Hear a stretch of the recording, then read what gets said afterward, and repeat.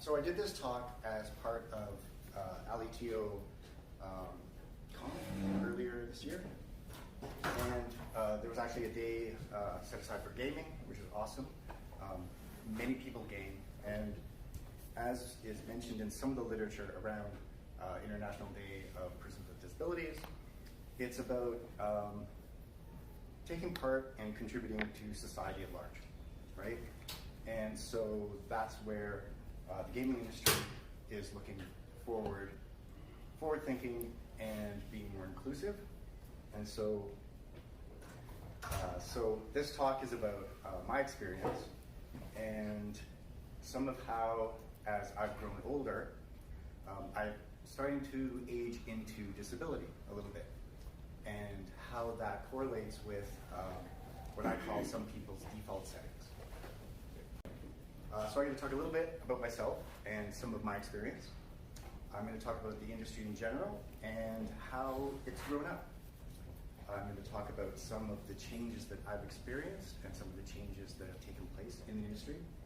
And there's a few actionable takeaways both for game developers and for gamers. So this is called old school. So I've been gaming for a long time, and I actually started going to arcades before they had screens. And so I'm showing here a screenshot of a game called Helicopter by Sega, circa 1976. This is a electromechanical amusement device, air quotes, and uses a series of levers to steer a helicopter around and land on specific target points within this glass box. And so that's what arcades were like in 1976. So, again, when I talk about old school, in my history, I'm mostly a console gamer. So does that mean 32-bit, like the PlayStation? Happy 25th anniversary, PlayStation, today. Does it mean 16-bit, like Genesis? No. Does it mean 8-bit, like NES? No. When I talk about old school and my console history, I'm talking about this bad boy. This is the Radio Shack TV scoreboard that my sister and I had. It was the fact that only one person could serve the ball meant a whole new way for siblings to fight. And so, you know, this is where my gaming history really kind of starts. Right? And so things have changed, obviously.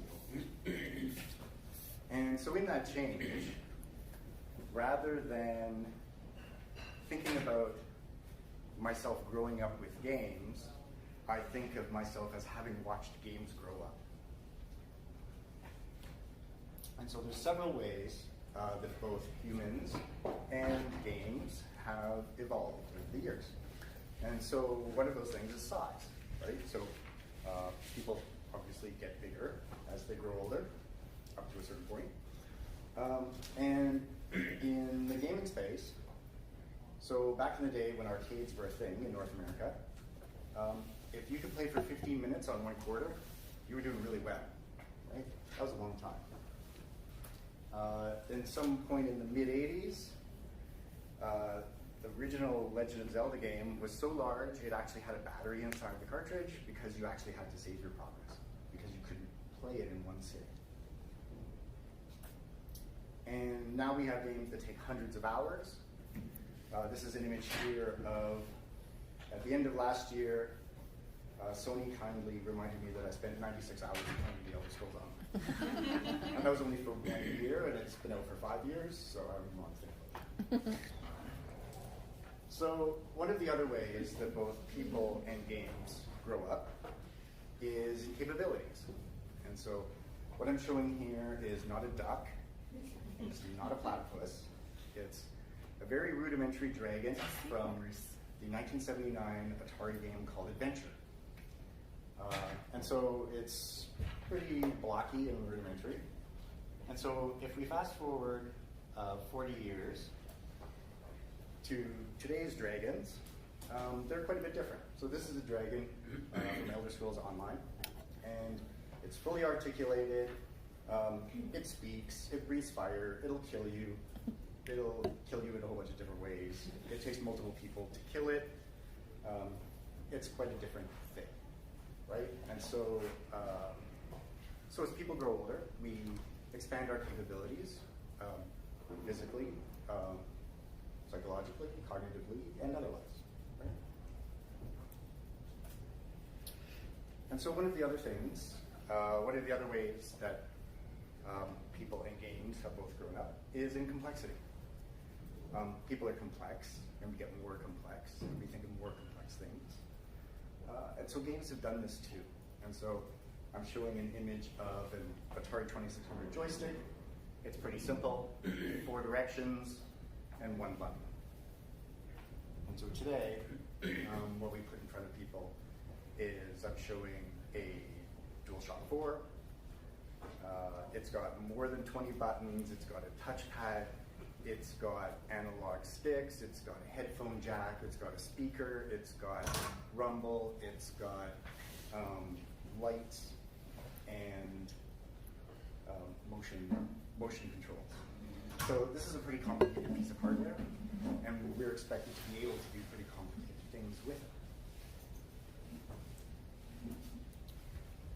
And so moving on to some of the changes that I've experienced. So for me, I wear glasses.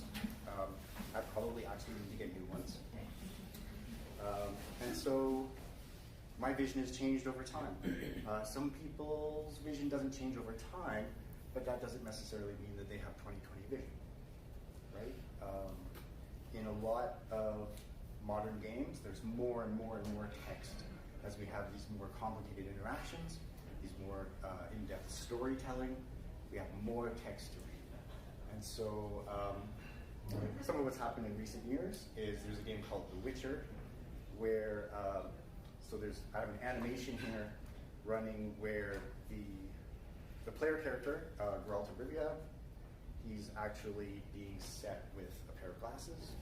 And so this is to show that with this particular game, they actually had to do an update patch to increase the text size because so many people were complaining about it. Similarly, fast forward about 3 years, 4 years, and we still have the same issue. There's a game called Fire Emblem on Switch that came out maybe 6 months ago, and I don't know much about Fire Emblem. It's a series that's quite long running, but I'm not really a fan. I don't really follow it. But what I can tell you is that apparently the text is, quote, too damn small. There's petitions to fix it. It's ridiculously small, and that the game needs bigger text. So that's pretty much the only thing I know about Fire Emblem, which is pretty bad. Right? So we're not necessarily learning from our mistakes, right, as an industry. So hearing. So I haven't actually experienced a lot of hearing degradation per se, but personally, a lot of high-pitched sounds I find, I don't know what the right word is, annoying, I guess. And this is analogous to, if we look at some older classic games, a lot of the sound effects in the games were one-to-one with the action that was happening. And so you could tell what was going on, largely through the sound effects as well as the visuals. These days, in our complicated open world gaming options we have available to us, we have these large environmental soundscapes that we're listening to. And so something that is actually really good to see is in a game like Elder Scrolls, there's actually 7 or 8 audio sliders. And so you can choose to increase or decrease the volume of the ambient sound, the sound effects, the interface, the dialogue, the footsteps, and player voices. And so you can kind of pick the soundscape that works for you, which is really great. So something I have definitely experienced is a lessening of my dexterity. And so this is an image of, again, back to the Atari 2600. These are what are called the paddle controllers. And so, quick show of hands if anyone has attempted to use these. And so I say attempted because they didn't work very well. And they actually were really cheap. And what they did was, they gave you a kind of a jittery experience. And so,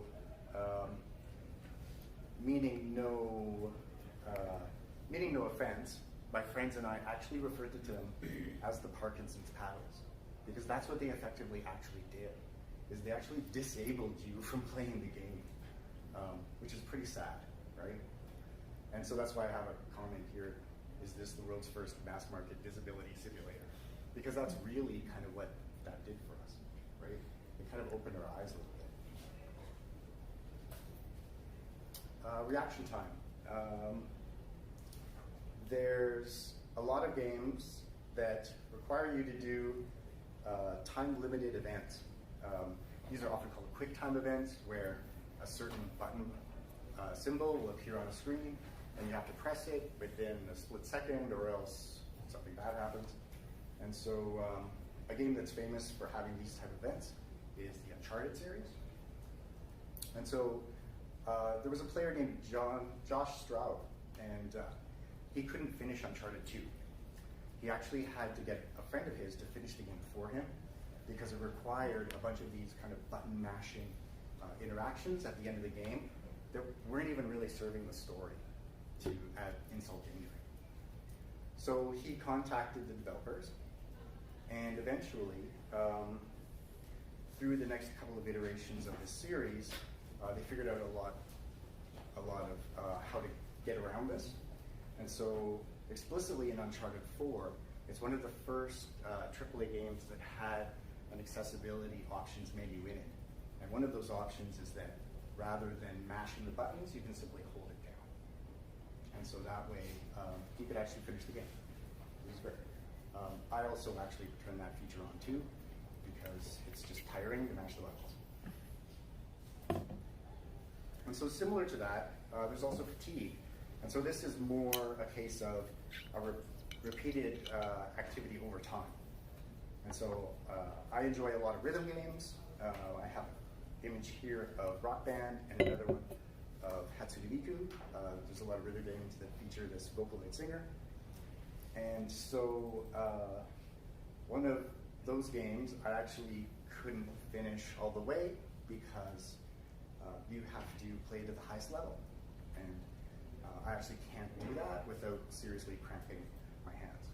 And so there's these kind of barriers that people are experiencing, where you feel like you can get 95% of the way there, but then you can't finish the game, and that's a drag, right? So another thing is cognitive load. So at the end of the day, I go home and I play rhythm games, and I don't play games like Myst. And so one of the reasons for that is, in my experience with Myst was, turn on the game, go to the first location, which is some kind of planetary observatory, then pause the game and go do a university course on astronomy, and then come back and then finish the puzzle.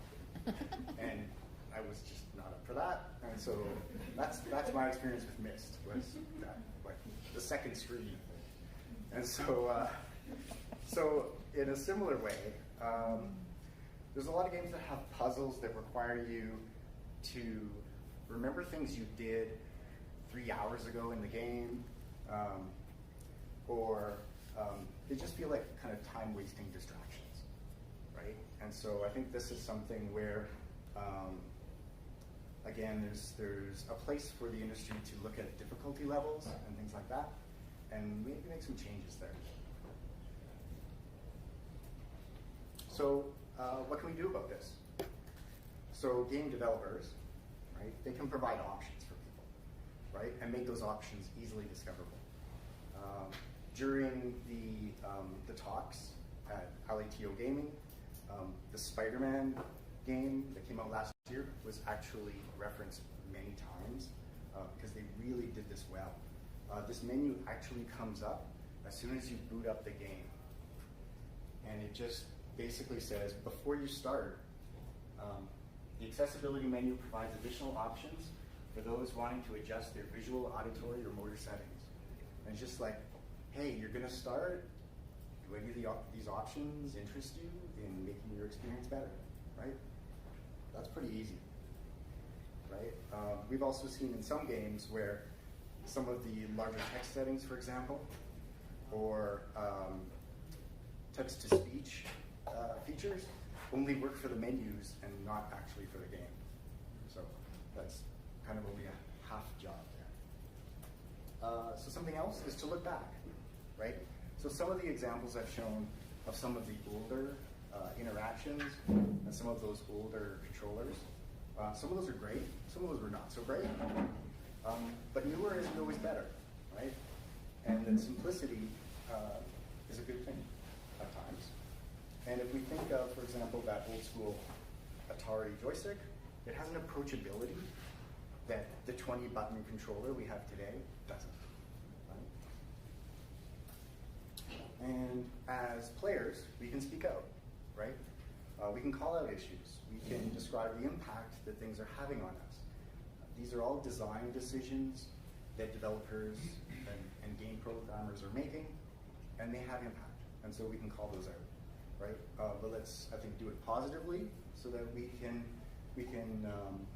move forward in a way that isn't adversarial, right? And we can all get there together. I have an example here. There's some tweets. These are a couple years old now. There's a game that came out that had very complex and non-standard controls. And so I tweeted to the developers, hey, can you please add button remapping? And then just for curiosity's sake, I took a look at what was going on with their game's hashtag. And this was on launch day. And half of Twitter was about, hey, I can't play this. Hey, can you remap the controls? Hey, what's going on? And it was really kind of sad because they obviously hadn't tested this very well, right? So there's a lot of different. Thank you.